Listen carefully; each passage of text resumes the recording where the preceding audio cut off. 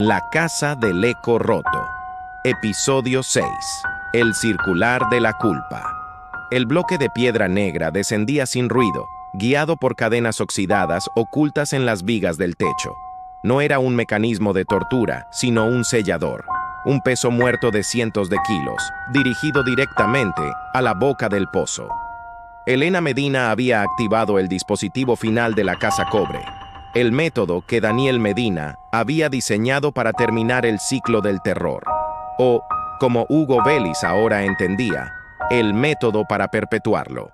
El abuelo me incriminó para alimentar al pozo con la culpa, repitió Elena, sus ojos brillando con una lucidez aterradora.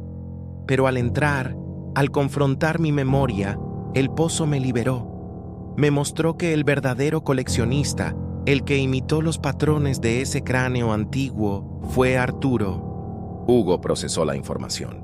Arturo, el padre, el contable tranquilo, que había manipulado la escena de la desaparición y la muñeca, había estado imitando a su abuelo, Daniel, y al propio coleccionista, el ser sellado en el pozo. Era la culpa heredada la que lo había convertido en un reflejo del mal original. La casa cobre es un filtro, dijo Hugo, avanzando un paso hacia Elena, sabiendo que tenía que jugar la última carta del perfilador. Atrae a los culpables, Elena, y ahora tú estás usando su ciclo. El pozo ya te dio la verdad. ¿Por qué el sacrificio de Arturo? ¿Y por qué Clara está todavía ahí abajo? Clara, sentada en el fondo del pozo, con el cráneo antiguo a sus pies, levantó la mirada. No es por su culpa, detective. Es por su naturaleza, corrigió Clara. Papi es el tercer eco, el eco que se repite. Yo estoy aquí porque el pozo me mostró el futuro. Si papi salía, volvería a empezar el ciclo. Volvería a mentir, a manipular. Para que la casa se selle, tiene que romperse el eco. El bloque de piedra estaba a solo 1 metro del suelo, justo encima del agujero abierto del pozo. Arturo, paralizado por el miedo y la verdad revelada, no intentó moverse. Su mirada estaba fija en la figura que descendía.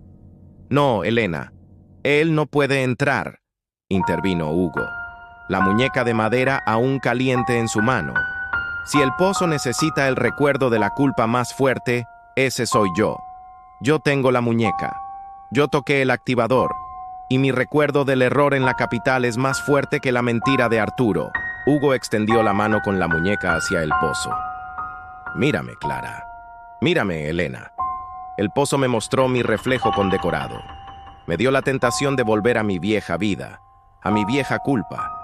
Yo soy el sacrificio más valioso. Y tú, Elena, lo sabes.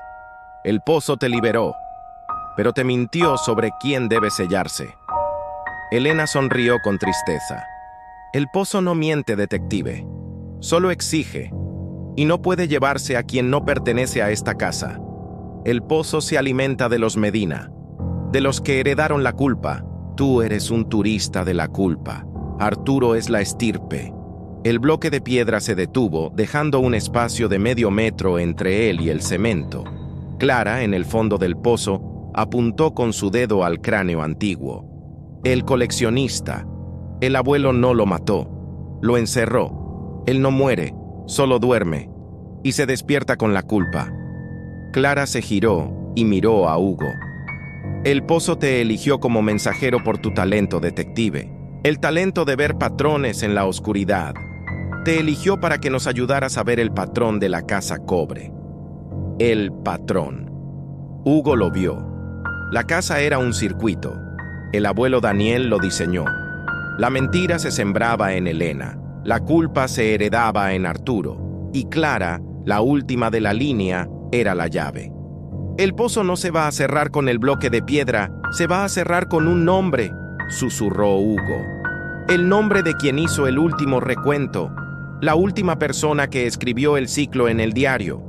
Hugo abrió el diario de Daniel Medina en la última página. La letra de Clara estaba allí. Clara, tú escribiste que el pozo te ayudaba a recordar dónde puso papi el último recuerdo. Pero la última línea dice: el pozo me está ayudando a recordar dónde puso papi el último recuerdo. Y ahora yo estoy guardando su sitio. Hugo levantó el diario hacia la luz. La línea final no estaba en la caligrafía de Clara, sino en una letra pequeña y pulcra, escrita con una pluma. La letra de Elena. Elena, tú escribiste la última línea. Tú eres la que manipula a Arturo y a Clara. Tú usaste la locura del pozo para inculcar la culpa en Arturo y para que Clara te hiciera el trabajo de abrir el pozo. Tú sabías que el pozo te daría a Silvia. Tú querías devolver la vida que te robaron. Tú eres la que necesita ser sellada. Elena se rió. Un sonido roto, sin alegría. La culpa se lava, detective. El recuerdo, no. Y el recuerdo de la locura siempre vuelve. Hugo se abalanzó hacia Arturo, agarrándolo del hombro. ¡Salta, Arturo! ¡Ahora! Es la única forma de romper el ciclo. Arturo, despertado por la intervención de Hugo, se tambaleó. Pero antes de que pudiera reaccionar, Elena presionó el interruptor nuevamente. El bloque de piedra no se movió. En su lugar, el piso de cemento bajo los pies de Arturo se agrietó en un patrón geométrico, el mismo que Clara había dibujado en el pozo.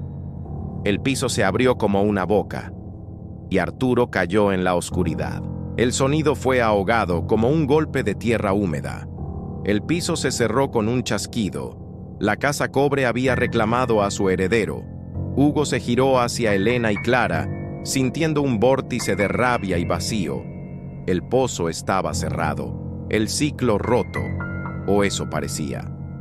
Clara, desde el fondo del pozo, donde ahora solo había una oscuridad total, le gritó: «El pozo se alimenta del que tiene el patrón, detective. Papi fue el último eslabón de la línea. Ahora, la casa está limpia». Elena asintió, serena. «Váyase, detective. Lo que buscaba se ha ido. El pozo ha cobrado la deuda». Hugo miró el cráneo, luego a Clara. Él había fallado. Había permitido que el sacrificio se consumara. Su culpa, su patrón, no le sirvieron para salvar a Arturo, sino solo para entender el modus operandi del pozo. Salió del sótano, dejando a madre e hija en la paz macabra de la casa cobre. La lluvia había cesado. El silencio de San Judas era ahora opresivo.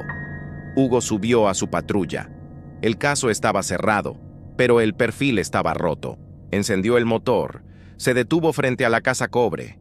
Estaba en calma, silenciosa, los tejados a dos aguas bajo el sol naciente. Y entonces lo vio. En el porche, de pie, Elena y Clara. Ambas estaban tranquilas, pero en las manos de Clara no había el diario del abuelo ni la muñeca.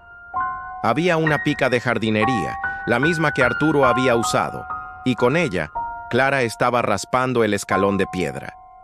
Hugo apagó el motor y miró por el retrovisor. Clara estaba terminando su trabajo. Ella se enderezó y miró directamente a Hugo, y en el escalón de piedra, Hugo pudo ver la caligrafía infantil recién grabada. No era un patrón, era un mensaje, la línea final, el último eco. El sacrificio de Arturo no había sellado la casa, había completado el ciclo para el mensajero. El mensaje de Clara era una frase completa, clara y seca. El pozo está lleno. Ahora tu viejo traje está en el cajón de papi. Hugo se giró lentamente hacia el asiento del pasajero, donde había dejado su chaqueta, y sobre ella, donde no había estado hace un minuto, descansaba una insignia de plata brillante marcada con el emblema de la policía de la capital, el reconocimiento de su pasado que el pozo le había prometido a cambio de su intervención.